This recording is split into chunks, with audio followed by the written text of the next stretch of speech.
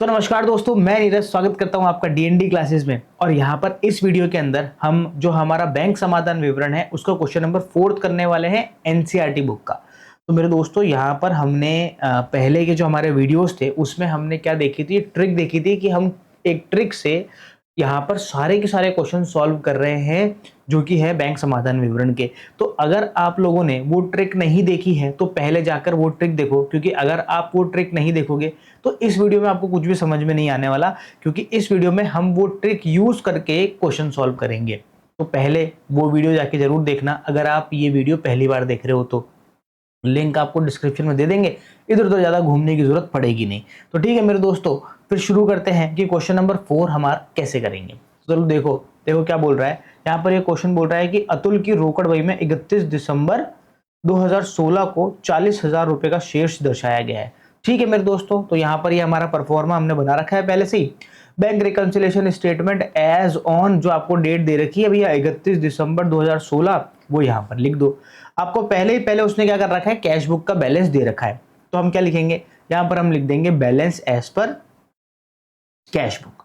ठीक है, यहाँ पर लिख देते हैं भैया बैलेंस एज पर, ये आ गया आपका कैश बुक। मैं बहुत कोशिश कर रहा हूं मेरी राइटिंग सुधारने की, ठीक है ना। चलो किधर लिखेंगे, इधर प्लस वाली साइड में हम लिख देंगे भैया 40,000 रुपए और यहाँ पर लगा देंगे भैया डैश, कोई मतलब नहीं, लेना देना नहीं है। आगे ये बोल रहा है कि जांच से पता चला कि 3 चेक जो कि 2,000 रुपए, 5,000 रुपए और 8,000 रुपए के थे, राशि के थे तथा संग्रहित 2 जनवरी 2017 को किए गए। देखो क्या बोल रहा है, ये हम बना किस किस तिथि को रहे हैं, ये हम बना रहे 31 दिसंबर को। हमने क्या करा कि 31 दिसंबर के पहले 3 चेक जो कि 2,000, 5,000 और 8,000 के चेक थे, ये हमने क्या करे, संग्रहित करने के लिए बैंक में क्या कराए, हमने जमा कराए। अब देखो जमा ही कराए ना इन्होंने, शेष जहां से पता चला कि क्रमशः राशि के चेक थे तथा संग्रहण के लिए 31 दिसंबर, ठीक है।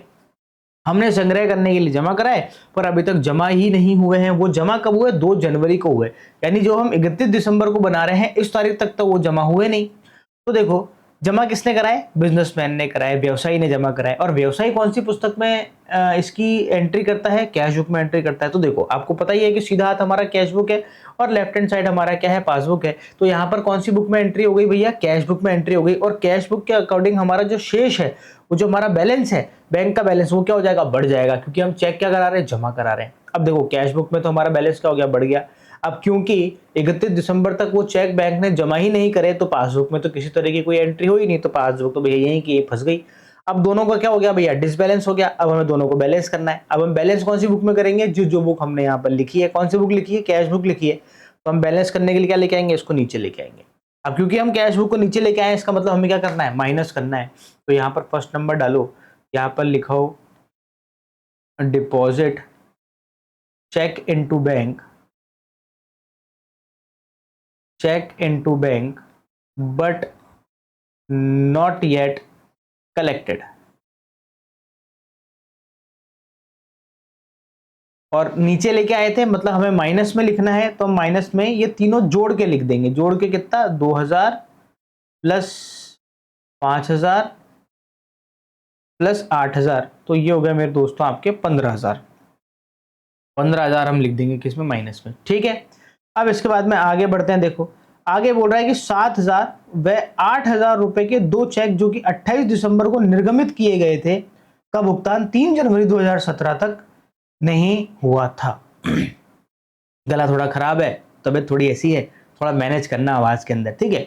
यहाँ पर 2 चेक हैं, एक 7,000 का चेक है, एक 8,000 रुपए का चेक है। हमने ये निर्गमित तो कब कर दिया, 28 दिसंबर को, पर भुगतान के लिए उसकी प्रस्तुति कब हुई, 3 जनवरी को ही, यानी 31 दिसंबर को उसकी प्रस्तुति नहीं हुई थी। तो अब होगा क्या, देखो हमने चेक काट के दिया, मतलब बिजनेसमैन ने चेक काट के दिया, तो एंट्री भी कौन सी पुस्तक में हो गई, कैश बुक में हो गई। और क्योंकि हमने चेक किसी को काट के दिया है, निर्गमित करा है, इसका मतलब हमारा, हम मान लेंगे कि हमारा बैलेंस क्या हो गया भैया, कम हो गया।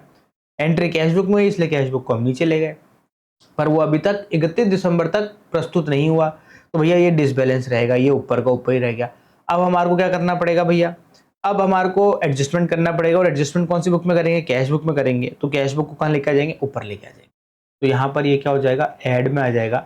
हम यहाँ पर क्या लिखेंगे, हम यहाँ पर लिखेंगे भैया cheque issue but not yet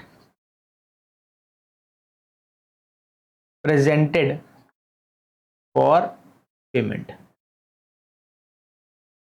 ठीक है, कितना है? 7,000 प्लस 8,000, दोनों को जोड़ दो आप, तो दोनों को जोड़ोगे तो मेरे दोस्तों 15,000 हो जाएगा। यहाँ पर ये 15,000 ऐड में लिख देंगे, इधर डैश लगा देंगे। आगे बढ़ते भैया 90वें पॉइंट की तरफ। क्या बोल रहा है ये? आगे बोल रहा है कि कहाँ गया, हाँ, इसके साथ ही बैंक ने अतुल के खाते को 325 रुपए ब्याज के लिए जमा व 50 रुपए के बैंक शुल्क के लिए नाम किया, जिसके लिए रोकड़ बही में कोई प्रविष्टि नहीं हुई। अब यहाँ पर दो काम बैंक ने करे, एक तो बैंक ने 325 रुपए आपके बैंक में जमा कर दिए, और दूसरा हो जाएगा कि 50 रुपए आपके बैंक से नाम कर दिए। अब देखो, जमा का मतलब होता है क्रेडिट और नाम का मतलब क्या होता है? डेबिट। तो मेरे दोस्तों, अगर आपके बैंक अकाउंट में पैसा आएगा ना, तो आपका बैंक अकाउंट क्या होगा? क्रेडिट होगा। और अगर आपके बैंक अकाउंट से पैसा जाएगा तो आपका बैंक अकाउंट क्या हो जाएगा? डेबिट हो जाएगा। अरे तुम गूगल पे से और फोन पे से क्या करते हो? पेमेंट करते हो ना। जैसे तुमने QR कोड स्कैन करके और पैसा ट्रांसफर करा, तो वैसे ही तुम्हारे पास में मैसेज क्या आता है कि your account has been debited with this amount, यानी आपके अकाउंट से इतना पैसा कट गया। इसका मतलब हमारे अकाउंट अगर डेबिट हो रहा है बैंक के अंदर, तो इसका मतलब पैसा कट रहा है, और हमारे अकाउंट में पैसा आ रहा है तो हमारा अकाउंट क्या होगा भैया? क्रेडिट होगा। तो यहाँ पर बैंक ने क्या करा? दो काम करे हैं यहाँ पर, तो हम इसकी दोनों की अलग अलग एंट्री करेंगे। 325 की एंट्री अलग करेंगे और 50 की एंट्री अलग करेंगे। तो यहाँ पर 325 रुपए ब्याज के तो क्या कराए? जमा कराए, मतलब क्रेडिट कराए। तो देखो, बैंक ने करा है ये सारा का सारा काम, तो कौन सी बुक में एंट्री हो जाएगी? पासबुक में एंट्री हो जाएगी। और बैंक ने पहले 325 रुपए हमारे बैंक अकाउंट में डाले हैं और पासबुक में एंट्री हो गई, तो हमारा बैलेंस क्या हो जाएगा? पासबुक के अकॉर्डिंग 325 से बढ़ जाएगा। कैश बुक में तो हमें पता ही नहीं चला। अब हमें एडजस्टमेंट करना है, किस में करेंगे? कैश बुक में। तो उसको भी क्या कर देंगे? ऊपर लेके आ जाएंगे। तो यहाँ पर ऐड में आ जाएगा इंटरेस्ट डिपॉजिटेड इनटू बैंक। कितना है भैया? 325 हम डाल देंगे भैया ऐड के अंदर। अब आते हैं भैया इसके बाद वाले पॉइंट में। अब 50 रुपए बैंक ने काट लिए चार्जेस के, तो 50 रुपए जब बैंक चार्जेस काटेगा, वही पासबुक में एंट्री हुई, बैलेंस क्या हो जाएगा? कम हो जाएगा। फिर से डिसबैलेंस। अब एडजस्टमेंट कैश बुक में ही करना है, नीचे लेके आ जाएंगे माइनस में।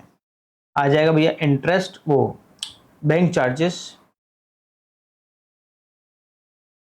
Bank charges charged by bank. कितना हो जाएगा भैया? 50 रुपए। अब देखो, हमने सारी यहाँ पर लेन देन कर ली है जो जो भी हमें क्वेश्चन में दी है। अब हम क्या करेंगे? बस इसका बैलेंस निकाल लेंगे और क्या करेंगे? देखो, बैलेंस निकालते हैं। अरे टेढ़ी कैसे हो गई लाइन? ये लो भैया। चलो देखो, जाहिर सी बात है, मुझे दिख रहा है कि प्लस वाली साइड में ज़्यादा है। तो प्लस वाली साइड में क्या क्या है? देखो जरा, इधर तो हो गया, एक तो 40,000 दे रखा है, 15,000 दे रखा है, और 325 दे रखा है। तो ये हो जाएगा 55,325। इधर की टोटल आ रही है 55,325, और इधर की कितनी आ रही है? 15,050। तो हम क्या करते हैं, इसमें माइनस कर देते हैं 15,050। तो 40,275 निकल गया भैया इस तरफ। 40,275 माइनस की साइड निकल गया है। अब इधर की भी टोटल 55,325 आ जाएगी, और इसके आगे हम क्या लिख देंगे? इसके आगे हम लिख देंगे बैलेंस एज पर पासबुक, और खत्म हो गया आपका क्वेश्चन। बढ़िया, खुशी खुशी, कोई दिक्कत नहीं है। बड़े ही ये सवाल बहुत ही आसान हो जाते हैं अगर आप इस ट्रिक से करेंगे। तो अगर आप ट्रिक यूज नहीं करेंगे मेरे दोस्तों, तो बैंक समाधान विवरण बनाने में आपको बहुत भारी समस्या आने वाली है। और मेरे हिसाब से तो बैंक समाधान विवरण ना फ्री के मार्क्स हैं आपके एग्जाम में। अभी जब आपके हाफ ईयरली एग्जाम होंगे, तो हाफ ईयरली के एग्जाम में यहाँ से 100% क्वेश्चन आना तय है। 4 मार्क्स का क्वेश्चन तो आएगा ही आएगा यहाँ से। तो मेरे दोस्तों, फ्री के मार्क्स है, बस एक ट्रिक है, और उस ट्रिक से क्या हो जाएगा? सॉल्व हो जाएगा। मेरे दोस्तों, प्रैक्टिस करते रहो इसकी। आगे के सवाल हम आपके लिए लेके आ रहे हैं। इसके बाद वाले वीडियो में हम 5th वाला क्वेश्चन डाल देंगे, फिर 6th वाला, इस तरीके से क्वेश्चन यहाँ पर चलते रहेंगे। हम यहाँ पर ऑनलाइन आपके सारे के सारे क्वेश्चन क्या कर देंगे? सॉल्व कर देंगे यूट्यूब के ऊपर। तो फिर मिलते हैं नेक्स्ट वीडियो में मेरे दोस्तों। तब तक के लिए मस्त रहें, स्वस्थ रहें, खाते पीते रहें। जय हिंद।